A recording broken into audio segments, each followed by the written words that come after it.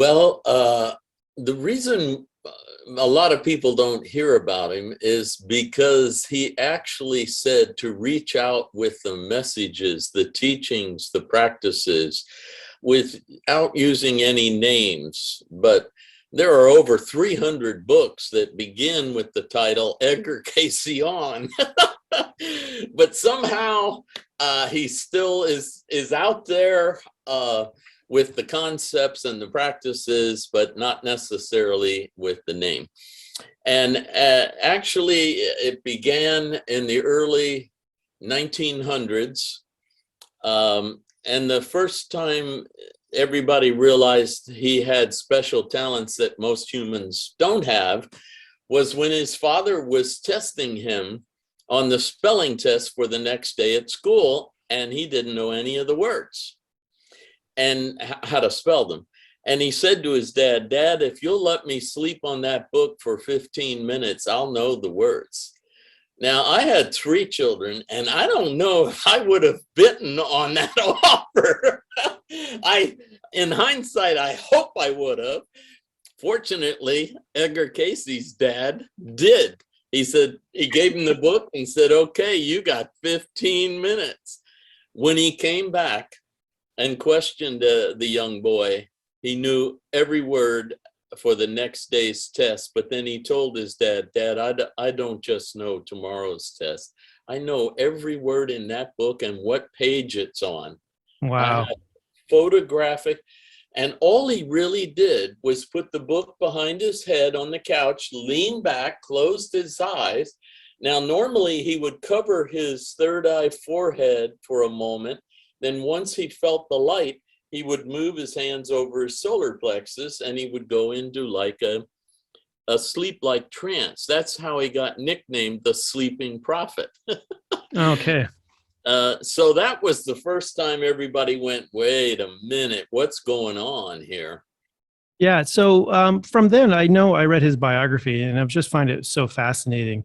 And he started out doing health readings. Is that correct? That's what he was For known for years. for Yeah, for years. years. The reason that happened was everybody in the little town in Hopkinsville, Kentucky, knew about the young Edgar. But one time, Dr. Ketchum, the local doctor, had a patient who was dying, and he had done everything he could. And so he asked Edgar Cayce, "Do you think you could use your sleeping trance state to help me with this patient? Because I'm out of ideas and medicines, and we've tried everything." And so he reclined, did the routine again, and sure enough, somehow he telepathically saw her complete condition. And it was as though his mind was scanning her blood, um, her nervous system, her whole body, like he could see the whole thing. And in medical terms, this, which is very surprising, because he left school at 8th grade, he began to describe to Dr. Ketchum what was going on in her body and how to repair it and bring some degree of health back to her. Well, this began a whole series of that until Coronet magazine heard about it and the New York newspapers, and he was he was nicknamed a psychic diagnostician. What a mouthful that is. I don't know who came up with that, but anyway, after that, he had more and more and more patients, all what we call today health readings. Then one day, a man in Ohio got upset about the health reading and said, "Well, why do I have this illness?" He was angry about the illness. And as calm as can be, Edgar in trance said, "Because in a past life in France, you were a monk and you abused the body, and this is the karma of that situation." Wow. Everybody That's was shocked. that's That fascinating. became what we now call those the life readings, because they were readings of the soul, not of the body. Wow, that's so amazing. So where did he actually get the information from? I mean, I've always been fascinated at was it the Akashic records, or was it somewhere else that he was actually getting the information about for the life readings? There were roughly three basic sources. Okay. One was an ability to link. He said we are all in a collective consciousness, even though we don't realize it. So he could link his mind to the person's mind, go into their subconscious, which he said is totally aware of the body, and read the subconscious, and that would give him the condition of the physical body. The other way he could do it is what he called a universal consciousness, the somewhat the mind of God, or the mind of the divine, or the creator, or the infinite eternal. And that mind was aware of everything.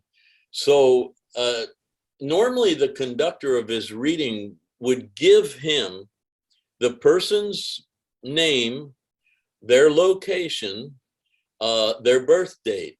And he felt that the white light he was abiding in would move into the infinite.